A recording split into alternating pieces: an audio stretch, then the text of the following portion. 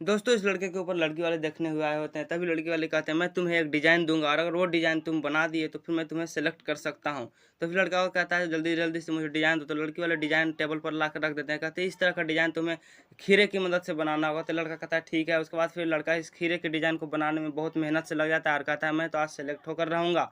उसके बाद दोस्तों एक खीरे को लेकर साइड-साइड पहले कट कर देता है, उसके बाद फिर बीच में कट लगा देता है, उसके बाद ऊपर-ऊपर कुछ इस तरह का कट लगाकर कुछ ऐसा बना दिया दोस्तों जिसे देखकर आपके भी होश उड़ने वाले हैं। लेकिन उससे पहले वीडियो को प्लीज़ लाइक करके चैनल को सब्सक्राइब कर देना और कमेंट में जय महादेव लिखना। उसके बाद दोस्तों ये डिज़ाइन बनाकर सेलेक्ट हो जाता है।